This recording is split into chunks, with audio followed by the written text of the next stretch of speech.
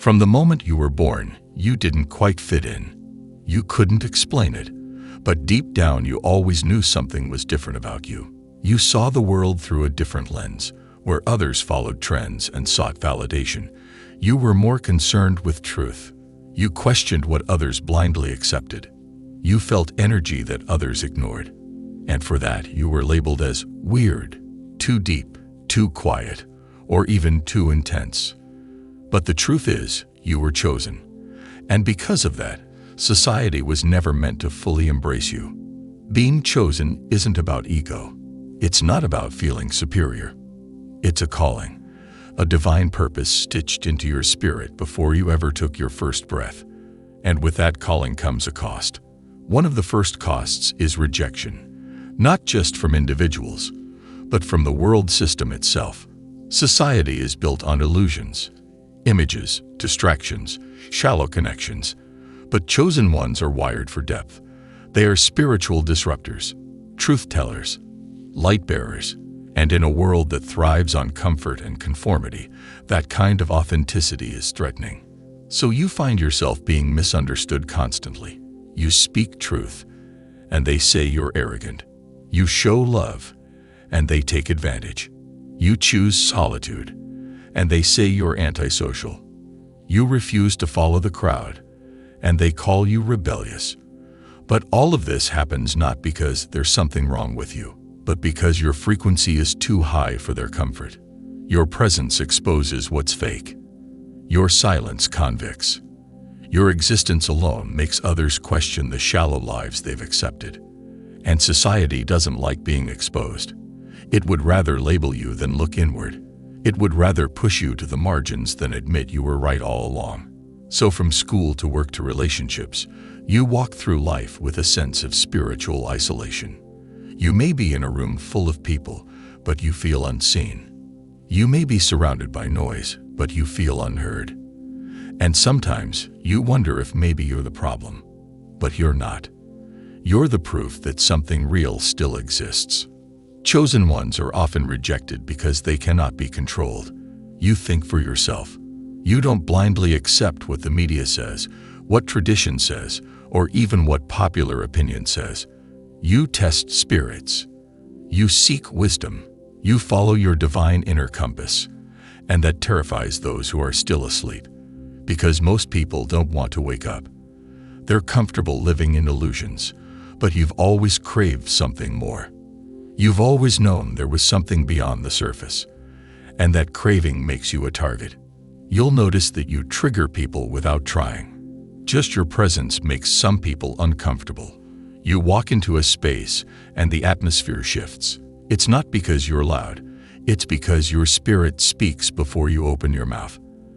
And that spirit is not here to conform, it's here to confront, to awaken, to realign. Society celebrates sameness, but chosen ones carry uniqueness. Society rewards compliance, but chosen ones carry conviction. And because of that, you'll never fully fit into their boxes. You weren't made to. And the more you rise, the more isolated you become. Because the higher your frequency, the fewer people can breathe where you're headed. This path isn't lonely because you're unlovable. It's lonely because you're rare. You're the one in the room who sees the hidden motive, who catches the spiritual attack before it even manifests, who discerns the energy beneath the words. You were designed to stand apart. That's why they don't invite you to the table. You were never meant to eat from their plates. God is preparing your own. But here's the truth that society will never tell you. Its rejection was a blessing in disguise. It was protection. It kept you from getting entangled in systems that would have drained your power. It forced you to turn inward, to go deeper, to develop spiritual eyes and ears. While others were fitting in, you were growing. While they were seeking applause, you were building resilience. That rejection taught you how to stand alone. And now, when society starts to collapse under its own weight, guess who they'll turn to? The ones they rejected. Because when the illusions fall apart, when the masks drop, and the lies unravel, people will hunger for truth. And truth lives in you. They'll look for leaders, and the real ones will rise. Not the influencers, not the performers, but the chosen. The ones who walked through fire and didn't burn. The ones who stood alone and didn't break. The ones who were rejected but kept shining. That's you. And as much as it hurts not being accepted, remember this. Jesus wasn't accepted either. Prophets were ridiculed. Mystics were silenced. Truth has always been uncomfortable. You're not experiencing something new. You're walking a path that's been walked by every chosen soul before you. You are not crazy. You are not broken. You are not too much. You are called. And the rejection is simply confirmation. So stop shrinking. Stop trying to fit into a system that was never built for your spirit. Stop apologizing for your depth, your insight, your sensitivity, your gifts. Start embracing your assignment, because the world may not accept you now, but they will need you soon. And when that time comes, you'll be ready. You'll be prepared not by applause, but by isolation. Not by comfort, but by calling. You are not here to be accepted. You are here to awaken, to shake the foundations, to heal, to expose, to rebuild. And that kind of soul cannot be tamed by society. You are divine disruption. You are sacred fire. You are chosen. They may never understand you, and that's okay. You weren't born to be understood. You were born to ignite something ancient within people, something sacred, something divine. And not everyone is ready to face that part of themselves. Your presence is like a mirror, reflecting back the truths they've been avoiding. It's not you they reject. It's the part of themselves they're too afraid to meet. And when they push you away, ignore you, belittle you, or try to discredit you, it's not personal. It's spiritual. You can walk into a room and immediately feel the shift in energy. You can sense when someone is pretending, when a smile is hiding envy, when a handshake carries a silent judgment. You're not imagining it. That's your gift working. That's your sensitivity tuning into the spiritual realm. Most people walk through life blind to these energies, but not you. You feel everything, even the things that haven't been spoken. You've always been the one who picks up on what's left unsaid. That's why social situations drain you. That's why crowds feel suffocating. That's why you crave solitude, not because you hate people, but because you need to recharge in the presence of God. You've learned the hard way that not everyone deserves access to your spirit. Not everyone can handle your truth, and that's why society tries to silence you. It's why they gaslight you, why they mock your beliefs. They label you too sensitive, too spiritual, or too different, because they can't control you. They can't manipulate someone who's rooted in divine identity. And you, chosen one, are rooted deep. You've been through too much, seen too much, lost too much. You didn't survive all of that to conform now.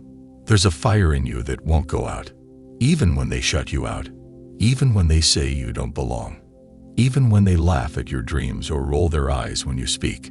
That fire still burns, because it wasn't lit by man. It was lit by heaven. You carry something sacred inside of you, and they don't know how to respond to it. So they pretend not to see it. They dismiss it, but deep down, they feel it. They always have. That's why even when people walk away, they never truly forget you. They may try to replace you, but they can't duplicate your energy. You were the one who saw them, who heard them, who spoke life into them when the world gave them nothing. You were the light in their darkness, even if they didn't acknowledge it. And that's the burden of the chosen one. You bless even those who betray you. You carry love in places where others would hold bitterness. You forgive when it doesn't make sense. You show grace even when it hurts, because you know who you are. But being who you are means you walk through the world feeling unseen, misunderstood, alone. You've cried silent tears in the middle of the night wondering why no one gets you, why it feels like everyone else finds their tribe, their people, their space, but you always feel like the outsider looking in. But what if that's not a punishment? What if it's preparation? What if your isolation is sacred? What if God hid you because He was growing you? Seed diamonds are not made in the spotlight. They're formed in pressure, in darkness, in silence. And that's been your life. The crushing, the breaking, the stripping away. You weren't being punished. You were being purified, prepared for something greater. And part of that preparation is learning how to stand alone, how to walk without applause, how to keep shining even when no one claps for you. Because chosen ones don't need an audience, they walk with the anointing. And as painful as this journey has been, you've gained something priceless. Strength, not the kind that shows off, but the kind that endures, the kind that keeps showing up, keeps loving, keeps believing. That quiet, unshakable strength. You didn't get that from society. You got that from your scars. From the nights you wanted to give up but didn't. From the betrayals that should have broken you, but only made you wiser. That's why you don't need their acceptance anymore. You've accepted yourself.